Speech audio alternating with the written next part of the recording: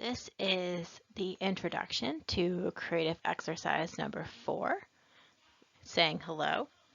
We are going to continue to explore expressive typesetting and how meaning is communicated visually.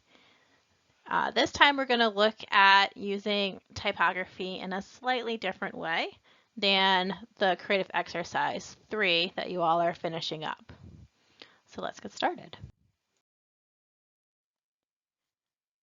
So in this exercise, we're really going to focus on how we can manipulate feelings and reactions through the use of typography. And the following examples are illustrating how, while still presenting the same verbal language, the use of typography can change the visual language of a message.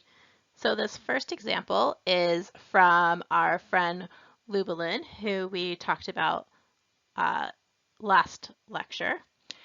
And this is a poster that he designed in 1964. And it is a quote by a U.S. editor and writer, Caskey Stinnett, who was a famous editor at the time. And as you can see, using the delicate and well-considered composition of the typographic detailing, Lubelin has succeeded in making an unpleasant message seem attractive and pleasing, right? So you look at it, it looks very nice. It looks pleasant, happy, personable. But if you actually read what it says, the quote says, "A diplomat is a person who can tell you to go to hell in such a way that you actually look forward to the trip." So obviously it's a very nasty remark, but through the power of typography and composition, it appears to be the complete opposite. Right? All right. So here are two more examples using expressive typefaces and type manipulation. These ones are visually reinforcing the meanings of the text. So the text says nice and tight, and the type is set nice and tight. And the second one, right, you've got big, curvy, bubbly, bouncy typeface, and the message says, into the curvier, big, and bouncy type, then call. So it's, a little tongue-in-cheek. But again, the choice of fonts and the way the fonts were manipulated, how they were, kerned and spaced, and where they were positioned on the page, are all helping the viewer understand the meaning of the text. I really like this one. I think it's really cool. So this was done by an American designer named Jason Munn. And he is pretty well known for music posters, if you want to look him up later. So again, the letter forms have all been really cleverly sliced and arranged so that it kind of looks like the eye, if you can kind of see, there's like a little shadow of a knife. So it's as if the eye came and like sliced down all the other letter forms. I think also the choice of a really high contrasting thick and thin font definitely is playing into the idea of, liars and truth, and that very like passionate, stark contrast sort of concept. So again, the font choices and the font positionings are telling a larger story with a very simple visual. So the last few designs that we saw were all about how the type was reinforcing the meaning of the posters. This example is doing something a little bit different. Here, the type is primarily used to reinforce the agenda and the assertive tone of the speaker.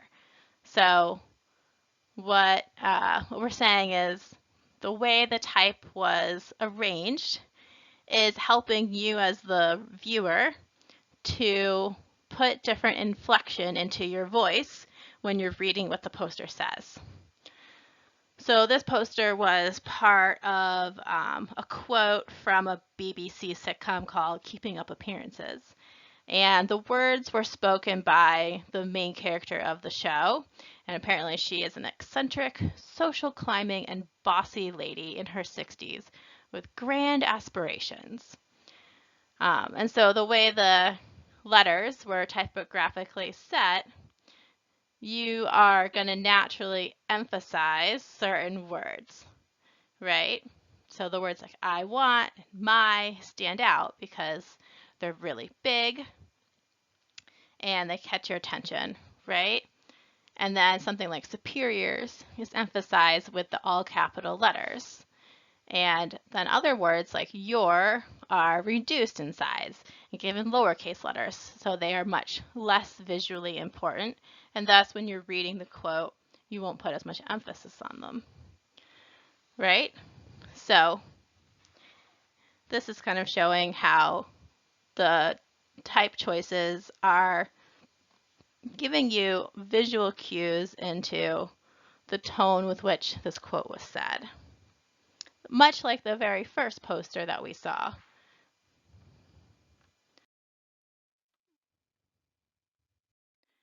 So here is the same poster, but in a different typeface.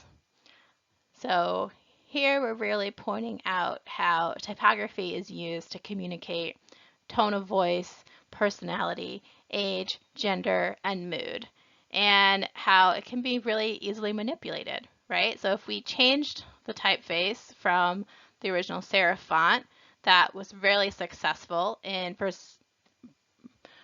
personifying this woman's personality into this slab serif example on the right, you kind of have lost that definitive female voice.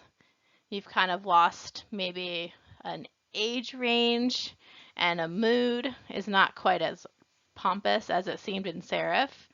The one on the right in slab might be a little more angry and a little bit harsher.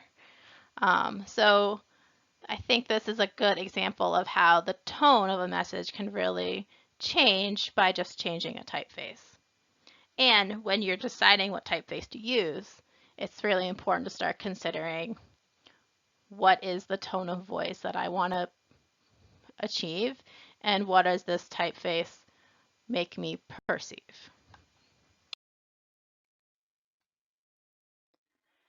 Hello, right? Large, lowercase, kerned closely together. How would you say this hello if you saw it in a poster like this? I would think it's dominant, it's loud, right? It's enthusiastic because it's so large on the frame. It's up the top half of the frame, which makes it feel a little bit more friendly and confident, right? So the person speaking comes across like they're pleased to see you, and maybe they're coming towards you with a big smile on their face. This is a very friendly hello. How would you read this hello?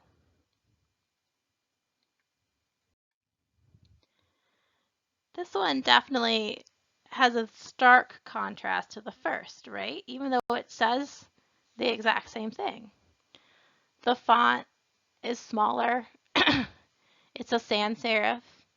It's in all caps, but it's tracked really far apart.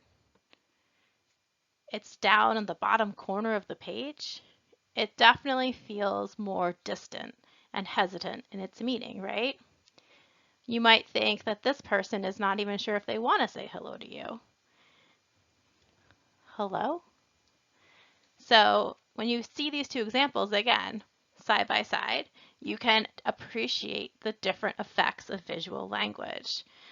And I'm sure now you can start to think of how there might be an infinite range of typographic alternatives to typeset the word hello and create very dramatic changes in volume and tone of voice and emotion. And as you might guess, that is exactly what our next assignment is going to be.